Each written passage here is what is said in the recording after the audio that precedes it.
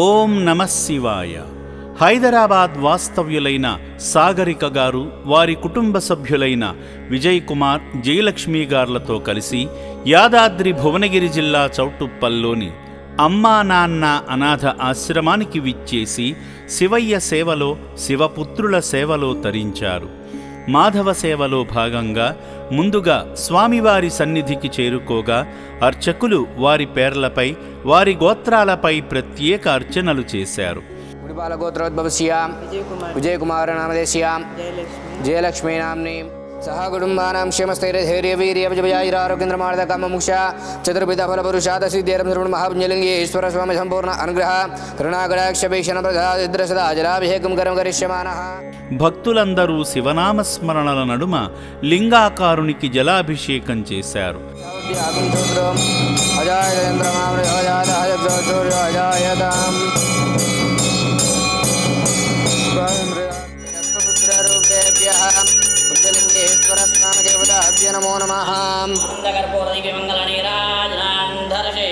పార్వతీపతయే హర హర మహాదేవ శంభో శంకర నమః శివార్పణమస్తు. బ్రహ్మణో వేదామృతేనామృతాంబురీం తస్మై బ్రహ్మజ బ్రహ్మజాయుగీర్తిం ప్రజాందదో భాగదేయేనైవైనం ప్రణయతి బ్రాహ్మణ పౌరుషాయ ఉద్ధరేతు. హోమశాలలో జరుగుతున్న యాగంలో పాల్గొని నవధాన్యాలు ఆజ్యము వేసి హోమఫలాలు పొందారు. నందీశ్వరాయ నమః, దుర్గాదేవ్యై నమః, అగ్నేయ నమః, పృథివ్యాయ నమః, అభ్యాయ నమః, వాయవే నమః, పుష్టే ప్రజాపతే.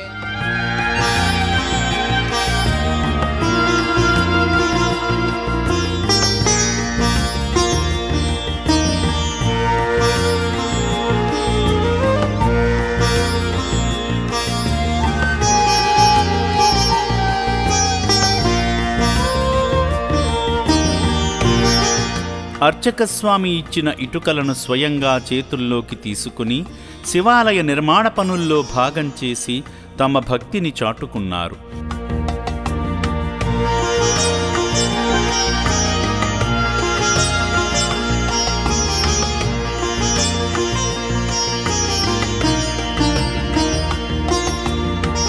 కీర్తిశేషులు నల్లపరెడ్డి సుహారిక గారి వర్ధంతి సందర్భంగా అర్చకులు వారి చిత్రపటం వద్ద ఆబ్దికం పూజలు చేశారు.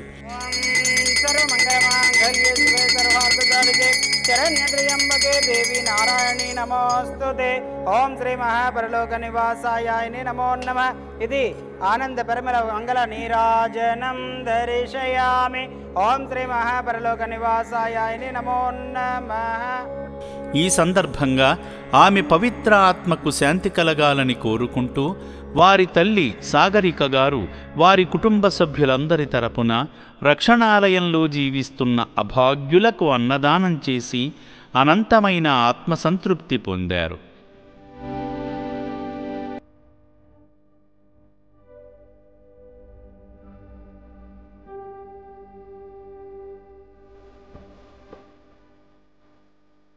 కుమార్తెను కోల్పోయి తీరని బాధలు ఉన్నప్పటికీ అభాగ్యుల ఆకలి తీర్చిన సేవామూర్తి సాగరిక గారిపై ఆ శివయ్య ఆశీస్సులు ఎల్లవేళలా ఉండాలని అమ్మా నాన్న అనాథ ఆశ్రమం కోరుకుంటుంది.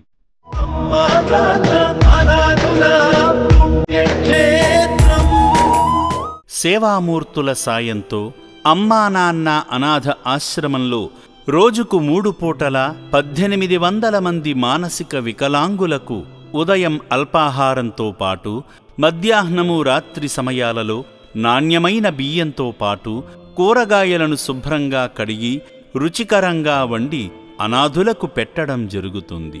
అభాగ్యుల సంరక్షణ కోసం ఆశ్రమ యాజమాన్యం ప్రత్యేక శ్రద్ధ వహిస్తుంటారు. అభాగ్యుల వైద్యశాలలో వైద్యులు అనాథులకు ప్రతిరోజు వైద్య సేవలు అందిస్తూ ఆరోగ్యాన్ని మెరుగుపరుస్తున్నారు.